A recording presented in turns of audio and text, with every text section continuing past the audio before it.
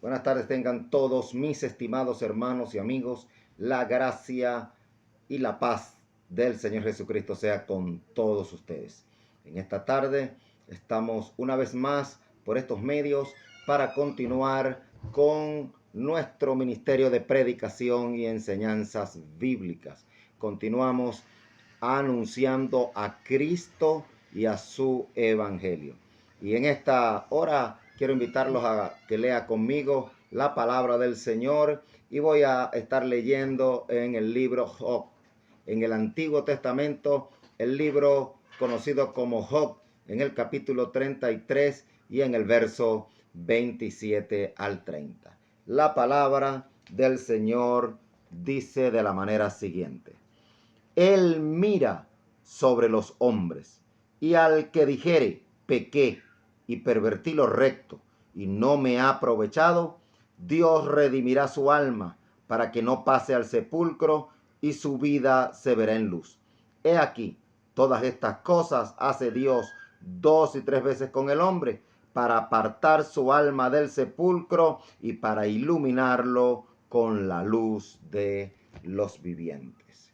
A la luz de este párrafo bíblico que hemos leído, quiero predicar la palabra de Dios bajo el título La confesión que Dios espera. Alabado sea su nombre. Es decir, que cuando observamos este pasaje bíblico, mis estimados hermanos, notamos rápidamente que Dios está esperando del ser humano, del hombre, un acercamiento donde Él produzca una confesión, una confesión sincera, una confesión real que pueda, de alguna manera, si me es lícito expresarme así, servirle delante de la presencia del Señor. Y vamos a meditar esta palabra considerando 3 cosas. Número 1, vamos a considerar la naturaleza de esta confesión. ¿Cuál es esta confesión? ¿Cómo es la confesión que Dios espera? ¿Cuál es la confesión que Dios recibe, que acepta? En segundo lugar, veremos lo que Dios hace para que esta confesión tenga lugar, para que se produzca. Dios hace algo para producir la confesión que Él está esperando. Y en tercer lugar, veremos el resultado o el beneficio de los que hacen esta confesión. Comenzaremos diciendo que el texto dice en el verso 27, hablando acerca de Dios, dice: Él mira sobre los hombres y al que dijere. Es decir, que observamos al omnipotente Dios, al todopoderoso Señor, al sabio, al único sabio, santo y justo Dios, que está en su majestad en las alturas, que está dirigiendo los asuntos de esta vida, de las cosas que vemos y de las que no vemos, de las cosas literales y físicas y aún de las espirituales. Sin embargo, vemos a Dios ocupado en una observación. Vemos a Dios ocupado supervisando la tierra, buscando a un hombre. La Biblia dice, Él mira sobre los hombres. Es decir, esta palabra evangélica muestra a Dios buscando a los hombres, no los hombres buscando a Dios, sino Dios en busca del hombre perdido. Él mira sobre los hombres. En medio de tantas cosas, todo lo que existe depende de Dios. El mundo espiritual, el universo, los planetas, las constelaciones, las galaxias, bueno, la tierra y cada cosa que hay en esta existencia, todo depende de Dios. Y sin embargo, Dios tiene, si se me es lícito expresarme así, el tiempo para ocuparse de su principal creación, el ser humano, y lo observa. Él mira a los hombres. Donde quiera que alguien me pueda estar escuchando, amigo, Dios te está buscando, Dios te está observando, Él mira, Él te está supervisando continuamente. Él mira a los hombres y al que dijere. Oiga esto. Al que dijere, Dios está pendiente, Dios está observando, mirando. Y al que dijere, es decir, al que le hiciere a Dios una confesión. ¿Cuál confesión? Mi texto dice, Él mira sobre los hombres y al que dijere, pequé, pervertí lo recto y en nada me ha aprovechado. Escuche la confesión, la naturaleza de la confesión que Dios está esperando. Dios está esperando que hombres y mujeres vengan a Él arrepentidos, en arrepentimiento de corazón y le digan a Dios, pequé. Es decir, una confesión de reconocimiento. Ahora, escúchame esto. No es un simple balbuceo de palabras, no es un movimiento ocioso de labios y de lengua desconectado del corazón. Porque si le preguntáramos a las personas, ¿usted es pecador? Sí. ¿Usted ha pecado? Sí. Pero eso no toca en lo absoluto su voluntad y su corazón. Es como un eslogan, sí, yo soy pecador, sí, yo pequé. Pero el texto dice que la confesión que Dios espera, en esta confesión hay un elemento de arrepentimiento. Dice, pequé.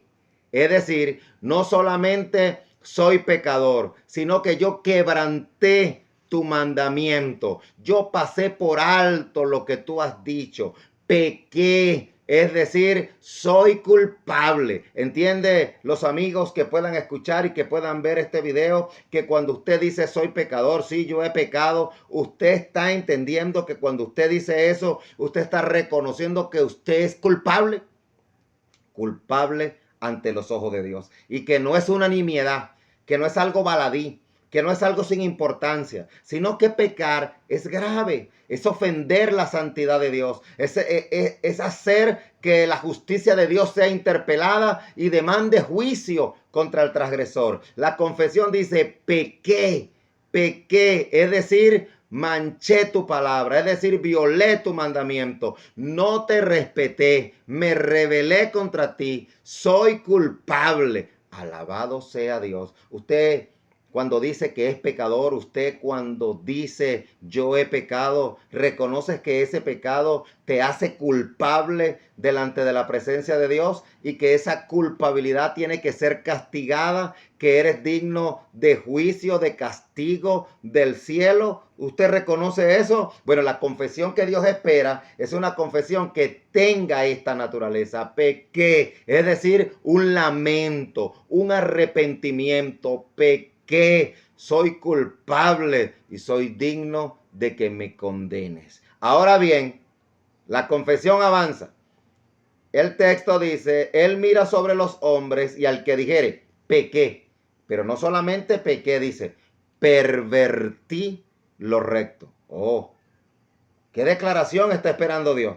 Es decir, quiero dirigirme a aquellas personas, tanto que escuchan la palabra de Dios como algunos que la hablan y solamente esperan de las personas que repitan unas palabras o que repitan una oración y digan, repite conmigo, así un rezo, prácticamente un rezo. No, no, no. Mi texto no dice eso. Mi texto exige otra cosa. Mi texto exige arrepentimiento. Pequé y un gran reconocimiento.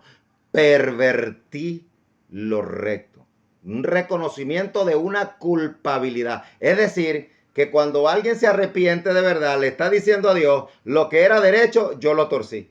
Lo que era blanco, yo lo ennegrecí. Lo que era limpio, yo lo ensucié. ¿Tienes tú, amigo, ese conocimiento de lo que produce el pecado? El pecado es perversión. El pecado es rebelión contra Dios. Y el hombre ha de venir a Dios no diciendo, soy pecador. Sí, yo he pecado, soy pecador. No, el hombre ha de venir, pequé en arrepentimiento, en lamento, pequé, pero también en un reconocimiento de que lo que ha hecho es grave. Dice, pervertí lo recto. Es decir, enturbié lo que era claro. Es decir, arruiné lo que era bueno.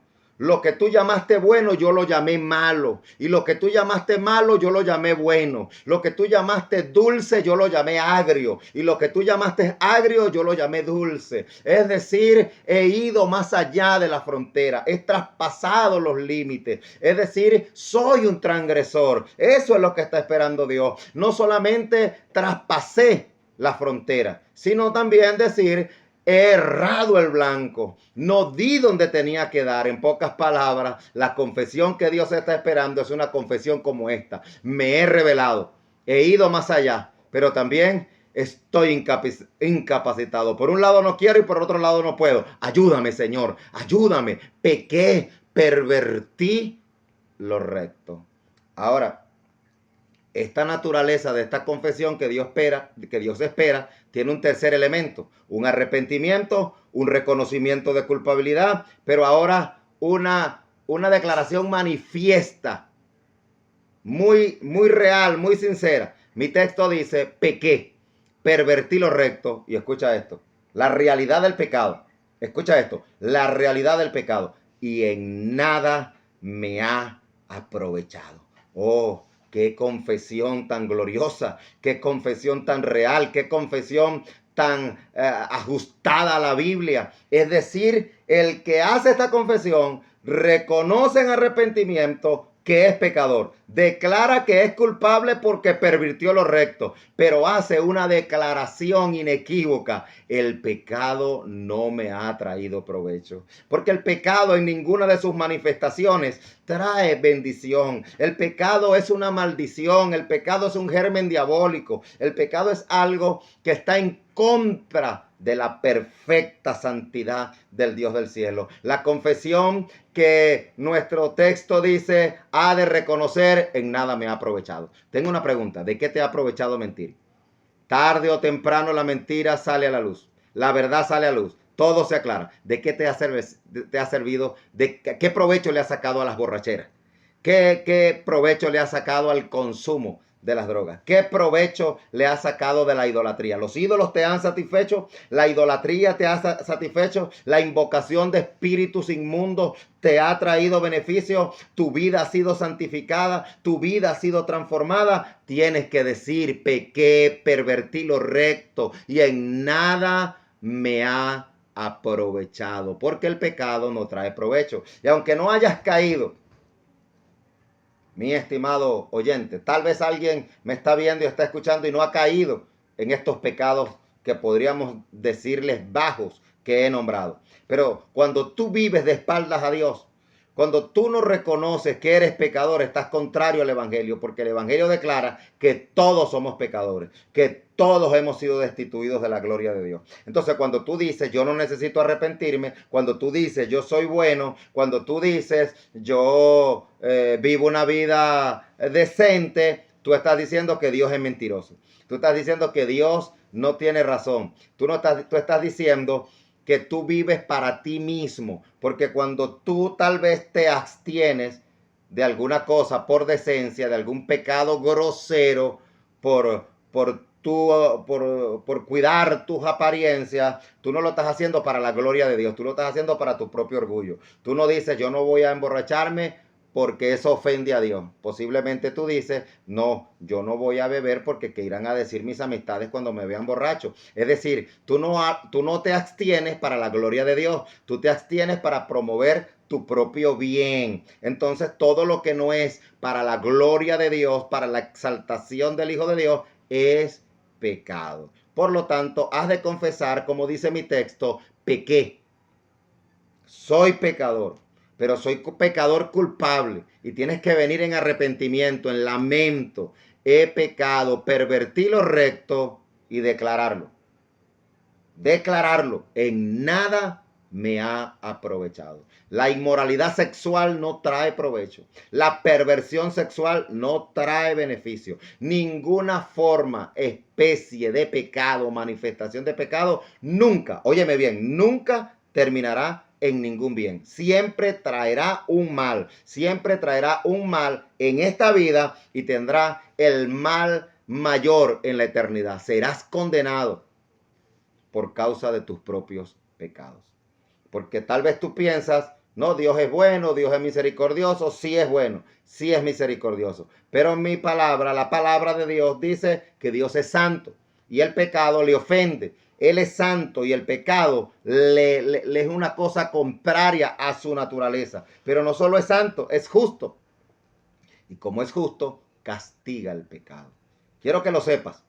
Dios, a causa de que es justo, castiga el pecado.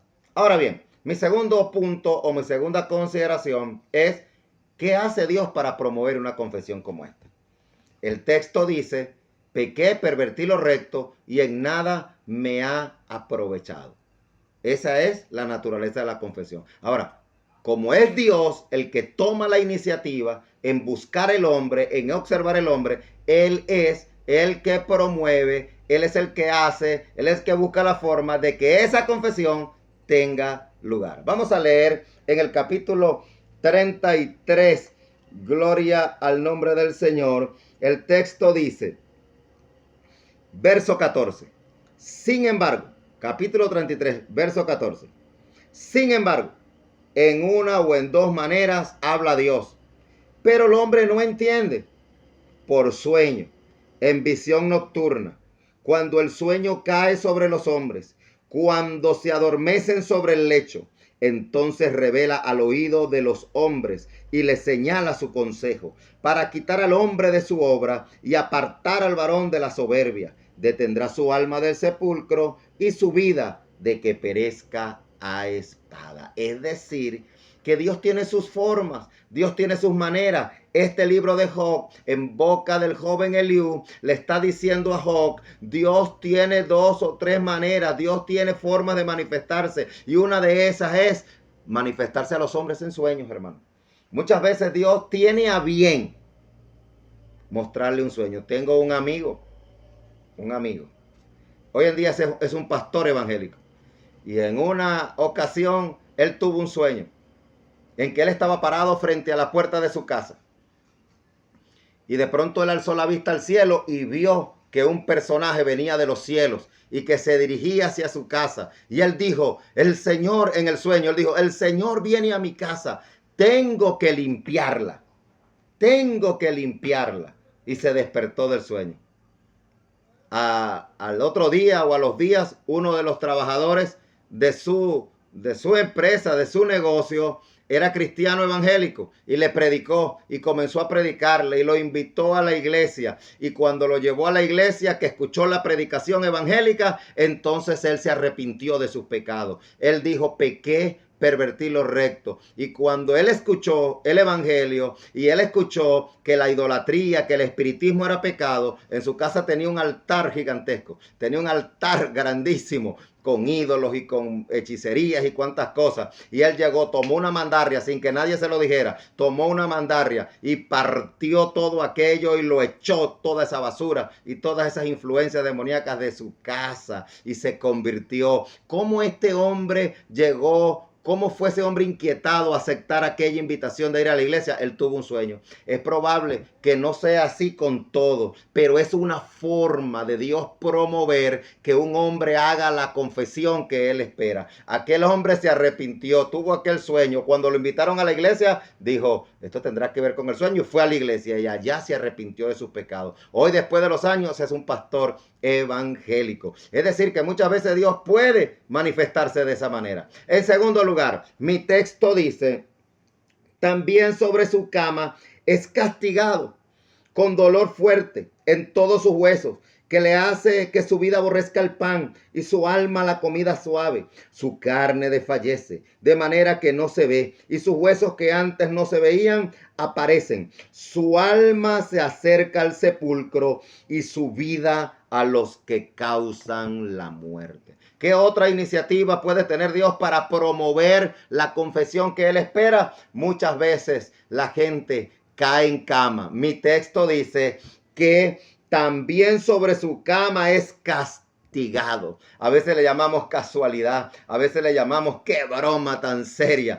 pero a veces Dios permite que alguien caiga en cama, lo arroja en cama, en un hospital, en un seguro. Tal vez algunos de los que me están viendo dicen, no, Dios no puede hacer eso. No, sí lo hace, sí lo hace. Por eso es que continuamente hay hombres y mujeres en los hospitales llevando el evangelio, no solo orando por los enfermos, sino anunciando el evangelio de Cristo. Es decir, que un hombre en cama, dice el texto, hace que el hombre, su cuerpo es castigado. Cuando la gente está enferma, la gente no quiere pecar, la gente no quiere beber. Anda, dile a un enfermo que está grave, dile, levántate para que no vayamos a la fiesta. A él no le interesa fiesta. Levántate para que vayamos a hacer esto. Mira que te está esperando una mujer. No le interesa, no le interesa ni la comida suave, no le interesa nada. El dolor y la enfermedad lo hacen aborrecer aún hasta la comida suave. El texto dice, le hace que su vida aborrezca el pan y su alma la comida suave. Es decir, que un enfermo quiere cualquier cosa menos salir a pecar. Y Dios permite esa circunstancia para que se produzca la confesión que Él espera. ¿Cuántas personas han conocido a Cristo en el hospital? ¿Cuántas personas en graves circunstancias? Benditas sean esas graves circunstancias, si esas graves circunstancias producen la confesión que Dios espera. Tenemos testimonios sin números de personas que han conocido a Cristo en el lecho de la enfermedad, cuando su cuerpo ha sido arrojado en cama, cuando ha sido castigado con dolores fuertes. Allí conocen a Cristo, allí hacen la confesión: pequé con lamento, con arrepentimiento, pervertí lo recto y en nada me ha aprovechado. Y hay un tercer elemento, que es, podríamos decir, la regla.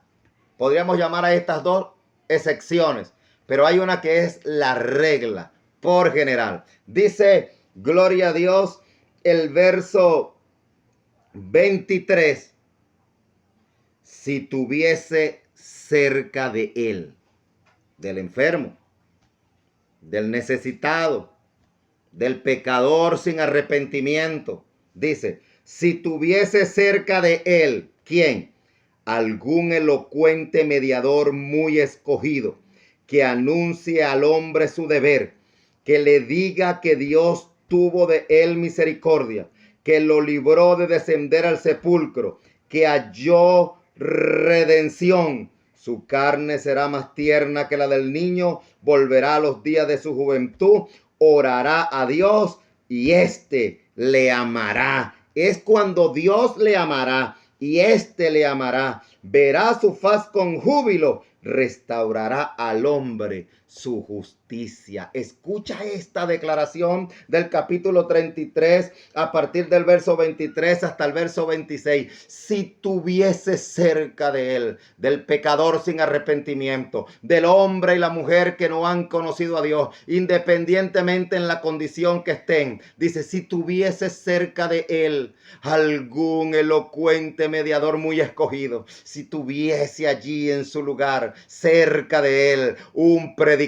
del evangelio, un hombre de Dios, una mujer de Dios. Ese es nuestro lugar, hermano, a donde está la necesidad. Allí es donde tenemos que estar. Si tuviese cerca de él algún elocuente mediador muy escogido, es decir, un hombre, una mujer redimido por la sangre de Cristo, un hombre y una mujer santificado con el corazón lleno del amor de Dios, que está justamente donde tiene que estar, donde está la necesidad, si tuviese cerca de él. Ahora, si él estuviera allí, ¿qué le diría? Mi texto dice, que le diga al hombre cuál es su deber. El texto dice, que anuncie al hombre su deber. Aquí estoy yo para anunciarte tu deber. Tú tienes un deber para con Dios. Tú eres criatura y Él es el creador. Tú eres un hombre y Él es Dios. Tú eres un hombre pecador y Él es santo. Tienes el deber de darle gracia. Tienes el deber de postrarte delante de Él. Tienes el deber de venir a arrepentirte. Es tu deber arrepentirte. Dios envió a su Hijo a morir en nuestro lugar. Y tú tienes el deber de venir a hacer esta confesión. La confesión que Dios está esperando. Pequé, pervertí lo recto y en nada me ha aprovechado. Mi estimado amigo que me escuchas y que me ves, tienes el sagrado deber de arrepentirte. Tienes el deber de arrepentirte, de vivir una vida digna de la gloria de Dios, de vivir una vida que glorifique al Señor. Pero el texto no solamente dice que le anuncie al hombre su deber, sino que le diga que Dios tuvo de él misericordia, que lo libró de descender al sepulcro, que halló redención. Escucha la historia evangélica. Toda la humanidad, tú y yo, perdidos irremediablemente, sin Dios y sin esperanza en este mundo, muertos en nuestros delitos y pecados. Pero Dios tuvo misericordia de nosotros. ¿Qué hizo Dios? Un gran intercambio. Dios envió a su Hijo en semejanza de carne de hombre, es decir, se hizo humano, y Él se convirtió en nuestro sustituto.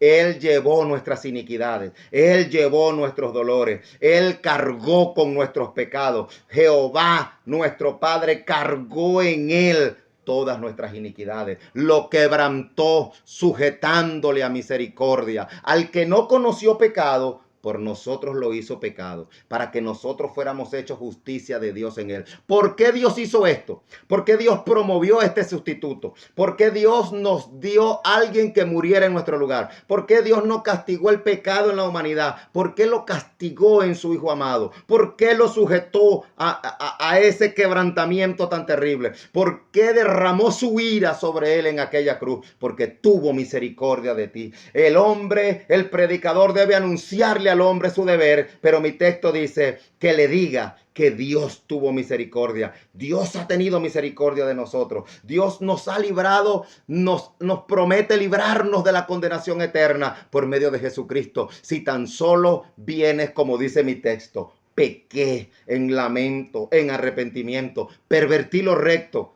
y en nada me ha aprovechado. Mi texto dice que cuando un hombre hace esto, haya redención, su carne es más tierna que la del niño, volverá a los días de su juventud, se rejuvenecerá en la vida espiritual y dice, orará a Dios. Tú no oras a Dios, amigo, que no tienes a Cristo.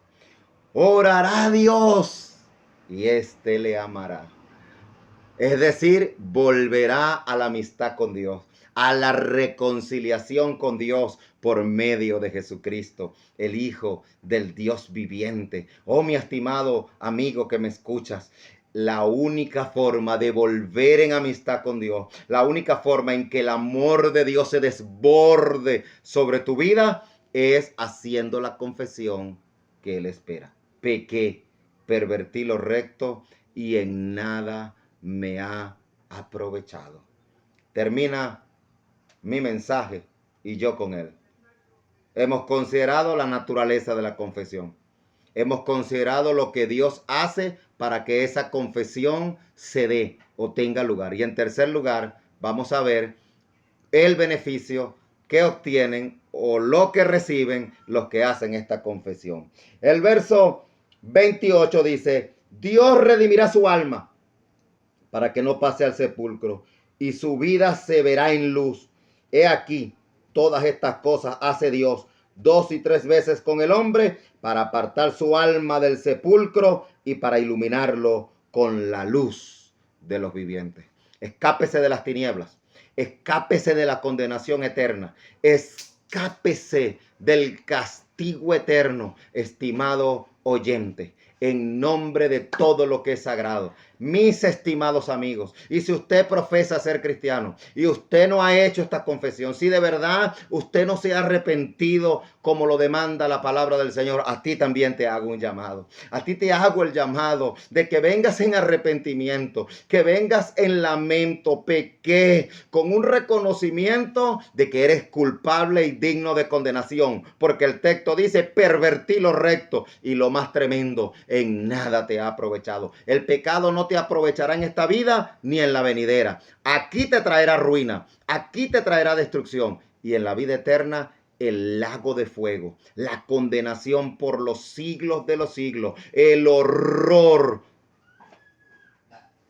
para siempre jamás. Pero hoy hay una palabra evangélica. Hoy hay una palabra de esperanza. Dios ha enviado a su Hijo. Cristo ha muerto en nuestro lugar. Cristo es la esperanza para el hombre perdido. Cristo es el único camino para alcanzar salvación. Así que les suplico en el nombre de Jesús que vengan a Dios con esta confesión. Pequé y pervertí lo recto y en nada me ha aprovechado. Que el Espíritu de Dios te guíe a esta confesión, dándote arrepentimiento para vida, dándote fe en Jesucristo, el único, suficiente y todopoderoso Salvador. Que Dios me los bendiga y que Dios me los guarde.